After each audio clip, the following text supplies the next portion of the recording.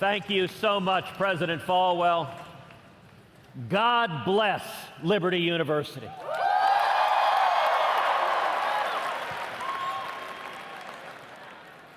I am thrilled to join you today at the largest Christian university in the world.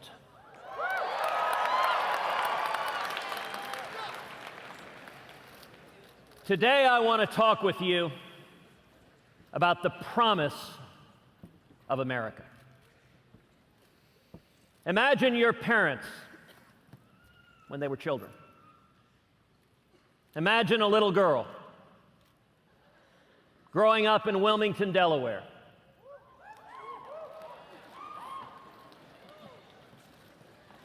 It's during World War II, the daughter of Irish and Italian Catholic family, working class. Her uncle ran numbers in Wilmington. She grew up with dozens of cousins because her mom was the second youngest of 17 kids. She had a difficult father, a man who drank far too much and frankly didn't think that women should be educated. And yet this young girl, pretty and shy, was driven, was bright, was inquisitive. And she became the first person in her family ever to go to college. In 1956, my mom, Eleanor, graduated from Rice University with a degree in math and became a pioneering computer programmer in the 1950s and 1960s.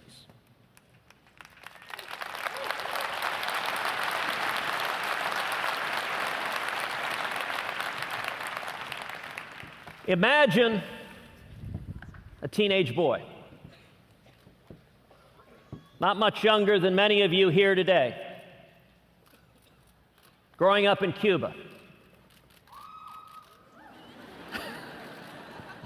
Jet black hair, skinny as a rail.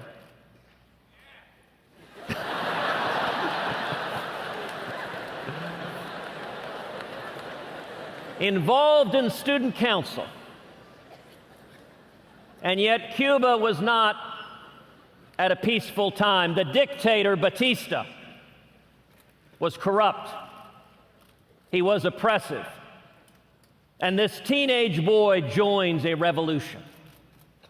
He joins a revolution against Batista. He begins fighting with other teenagers to free Cuba from the dictator.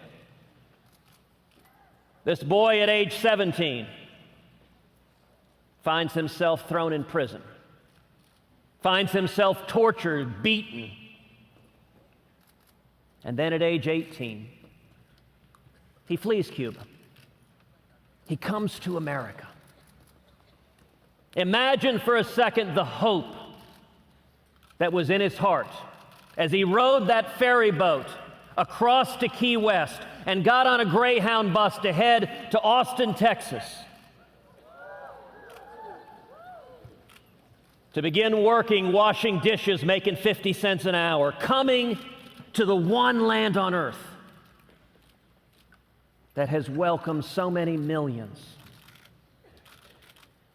When my dad came to America in 1957, he could not have imagined what lay in store for him. Imagine a young married couple living together in the 1970s. Neither one of them has a personal relationship with Jesus. They have a little boy, and they're both drinking far too much.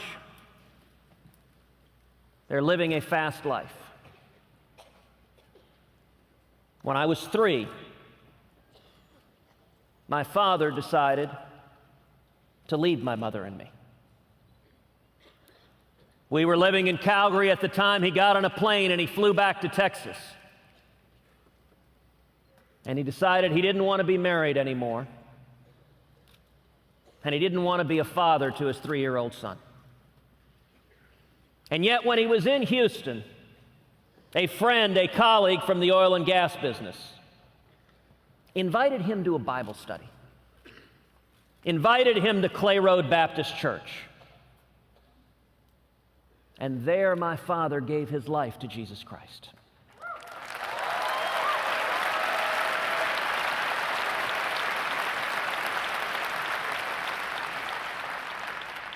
And God transformed his heart.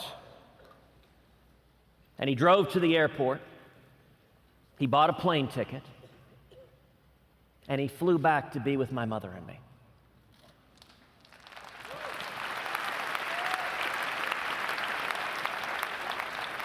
There are people who wonder if faith is real. I can tell you, in my family, there's not a second of doubt. Because were it not for the transformative love of Jesus Christ, I would have been saved and I would have been raised by a single mom without my father in the household. Imagine another little girl living in Africa, in Kenya and Nigeria. It's a diverse crowd. Playing with kids, they spoke Swahili, she spoke English.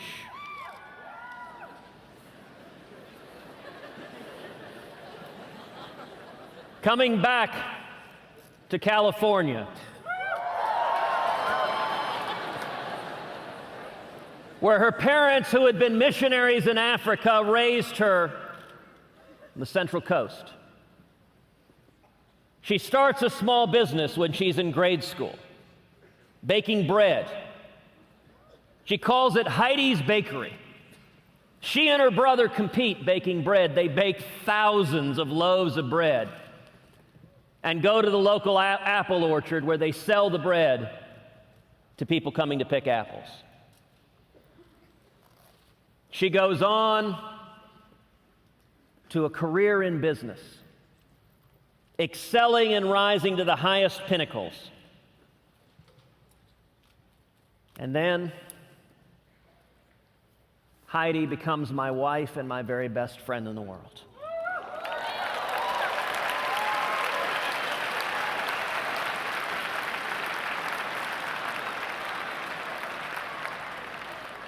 Heidi becomes an incredible mom to our two precious little girls, Caroline and Catherine, the joys and loves of our life.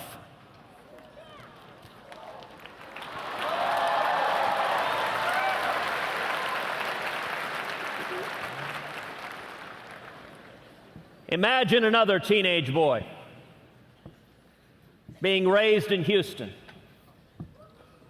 hearing stories from his dad about prison and torture in Cuba, hearing stories about how fragile liberty is, beginning to study the United States Constitution, learning about the incredible protections we have in this country that protect the God-given liberty of every American. Experiencing challenges at home. The mid-1980s, oil prices crater, and his parents' business go bankrupt. Heading off to school over 1,000 miles away from home at a place where he knew nobody, where he was alone and scared. And his parents going through bankruptcy meant there was no financial support at home, so at the age of 17, he went to get 2 jobs to help pay his way through school. He took over $100,000 in school loans. Loans I suspect a lot of y'all can relate to. Loans that I'll point out I just paid off a few years ago.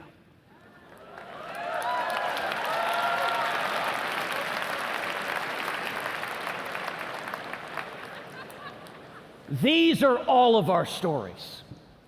These are who we are as Americans. And yet, for so many Americans, the promise of America seems more and more distant. What is the promise of America? The idea that, the revolutionary idea that this country was founded upon, which is that our rights, they don't come from man. They come from God Almighty.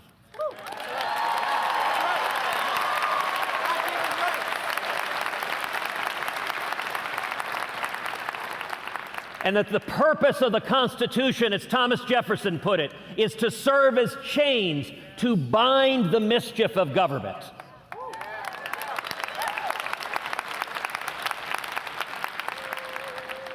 The incredible opportunity of the American dream, what has enabled millions of people from all over the world to come to America with nothing and to achieve anything. And then the American exceptionalism that has made this nation a clarion voice for freedom in the world, a shining city on a hill. That's the promise of America. That is what makes this nation an indispensable nation, a unique nation in the history of the world. And yet so many fear that that promise is today unattainable. So many fear it is slipping away from our hands. I want to talk to you this morning about reigniting the promise of America. 240 years ago, on this very day, a 38-year-old lawyer named Patrick Henry stood up just 100 miles from here in Richmond, Virginia, and said, "Give me liberty or give me death."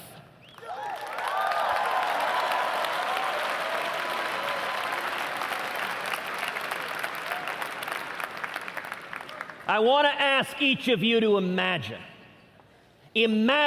millions of courageous conservatives all across America rising up together to say in unison, "We demand our liberty."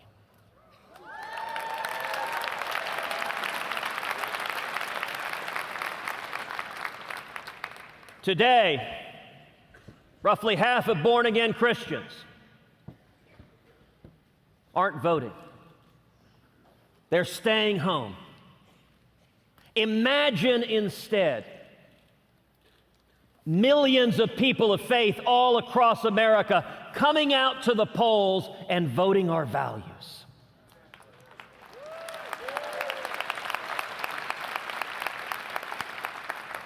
Today, millions of young people are scared, worried about the future, worried what the future will hold. Imagine millions of young people coming together and standing together saying, "We will stand for liberty."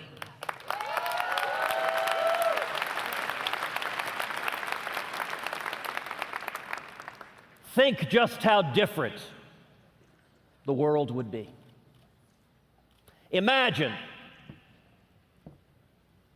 instead of economic stagnation, booming economic growth.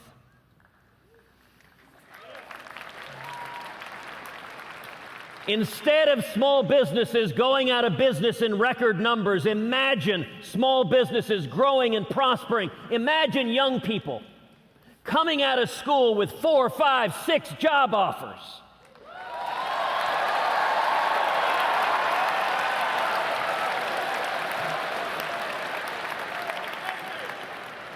Imagine innovation thriving on the internet as government regulators and tax collectors are kept at bay and more opportunity is created.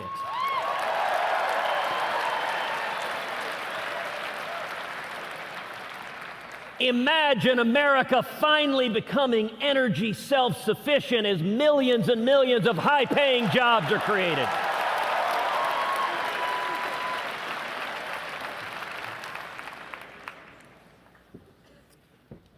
5 years ago today, the president signed Obamacare into law. Within hours, Liberty University went to court filing a lawsuit to stop that failed law.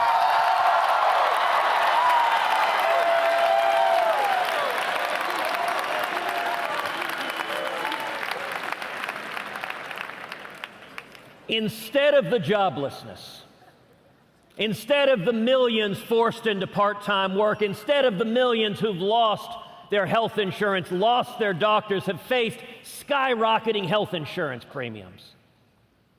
Imagine in 2017, a new president signing legislation repealing every word of Obamacare.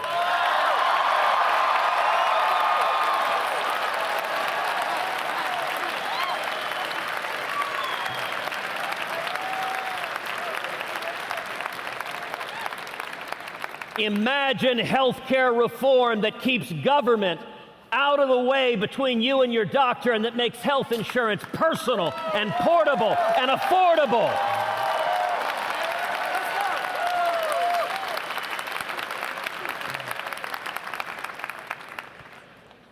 Instead of a tax code that crushes innovation, that imposes burdens on families struggling to make ends meet. Imagine a simple flat tax.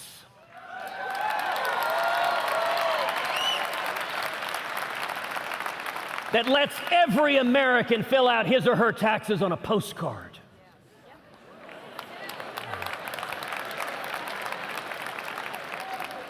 Imagine abolishing the IRS.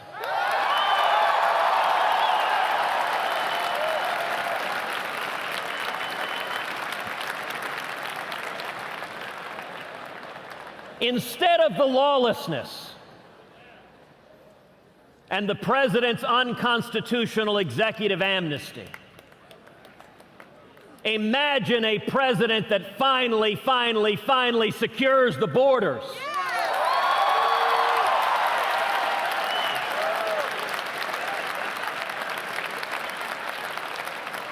And imagine a legal immigration system that welcomes and celebrates those who come to achieve the American dream.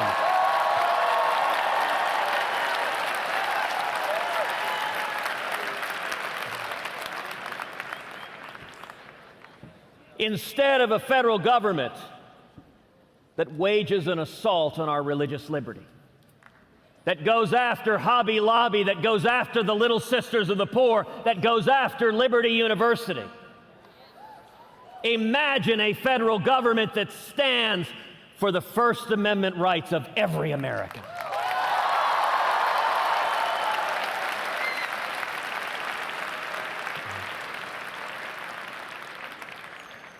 Instead of a federal government that works to undermine our values, imagine a federal government that works to defend the sanctity of human life.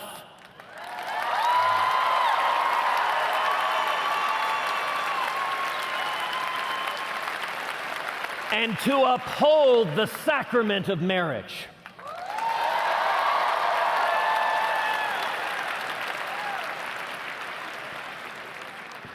Instead of a government that works to undermine our Second Amendment rights, that seeks to ban our ammunition,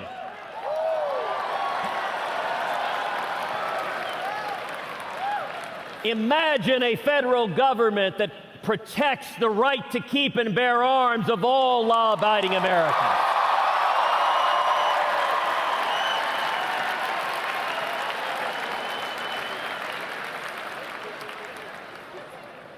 Instead of a government that seizes your emails and your cell phones, imagine a federal government that protected the privacy rights of every American.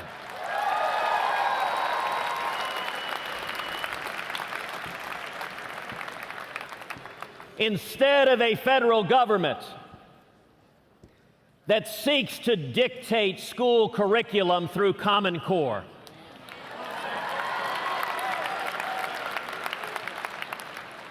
Imagine repealing every word of Common Core.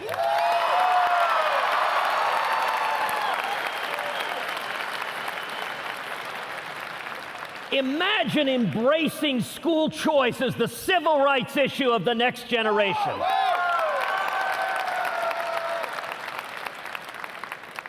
That every single child, regardless of race, regardless of ethnicity, regardless of wealth or zip code, every child in America has a right to a quality education.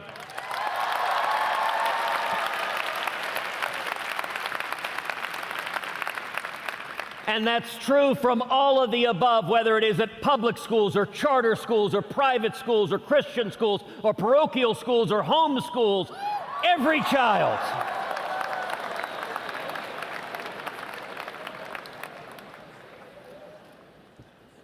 Instead of a president who boycotts Prime Minister Netanyahu,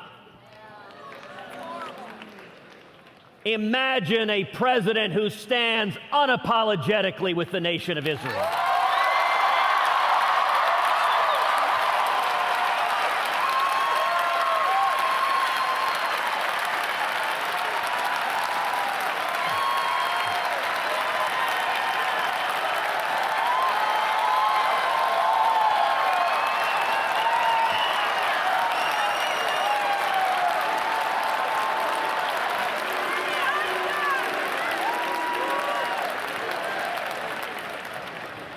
Instead of a president who seeks to go to the United Nations to end run Congress and the American people. That's horrible. Imagine a president who says, I will honor the Constitution, and under no circumstances will Iran be allowed to acquire a nuclear weapon.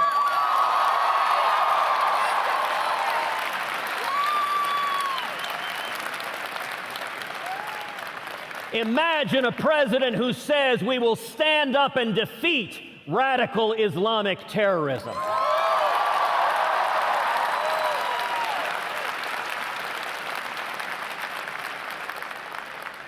And we will call it by its name.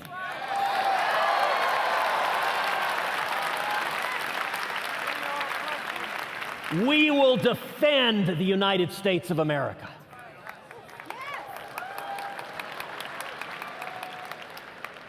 Now, all of these seem difficult. Indeed, to some, they may seem unimaginable. And yet, if you look in the history of our country, imagine it's 1775, and you and I were sitting there in Richmond listening to Patrick Henry say, "Give me liberty or give me death." Imagine it's 1776 and we were watching the 54 signers of the Declaration of Independence stand together and pledge their lives, their fortunes, and their sacred honor to igniting the promise of America.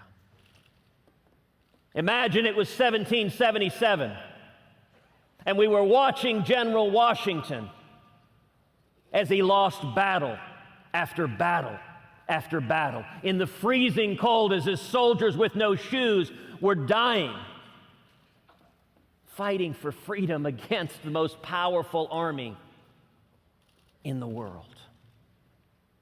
That too seemed unimaginable. Imagine it's 1933, and we were listening to President Franklin Delano Roosevelt tell America at a time of crushing depression, at a time of a gathering storm abroad, that we have nothing to fear but fear itself. Imagine it's 1979, and you and I were listening to Ronald Reagan.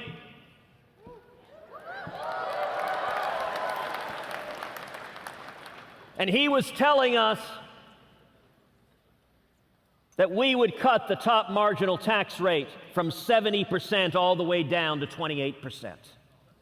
That we would go from crushing stagnation to booming economic growth, to millions being lifted out of poverty and into prosperity and abundance. That the very day he was sworn in, our hostages who were languishing in Iran would be released. And that within a decade, we would win the Cold War and tear the Berlin Wall to the ground. That would have seemed unimaginable. And yet, with the grace of God, that's exactly what happened.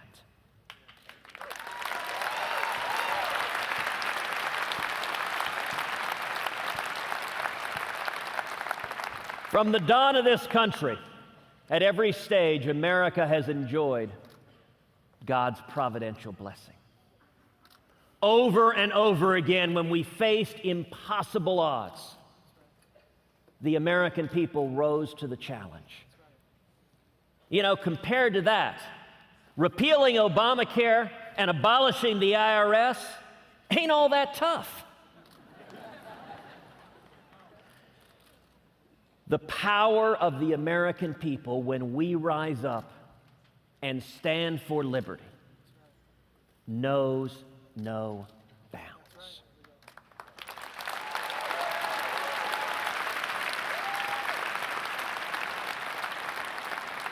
If you're ready to join a grassroots army across this nation, coming together and standing for liberty, I'm going to ask you to break a rule here today and to take out your cell phones and to text the word Constitution to the number 33733. You can also text Imagine. We're versatile. Once again, text Constitution to 33733. God's blessing has been on America from the very beginning of this nation. And I believe God isn't done with America yet.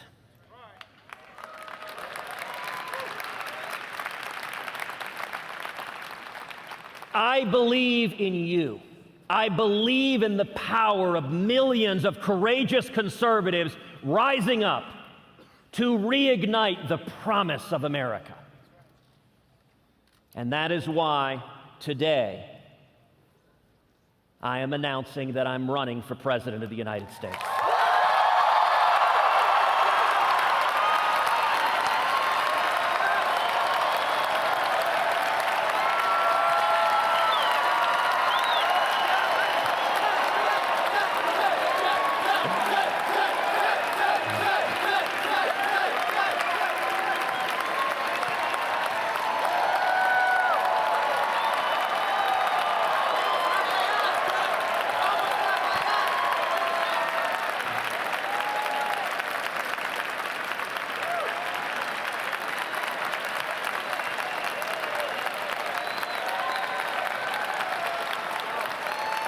It is a time for truth. It is a time for liberty. It is a time to reclaim the Constitution of the United States.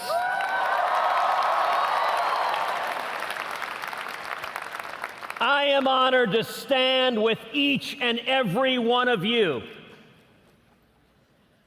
courageous conservatives, as we come together to reclaim the promise of America, to reclaim the mandate, the hope and opportunity for our children and our children's children. We stand together for liberty.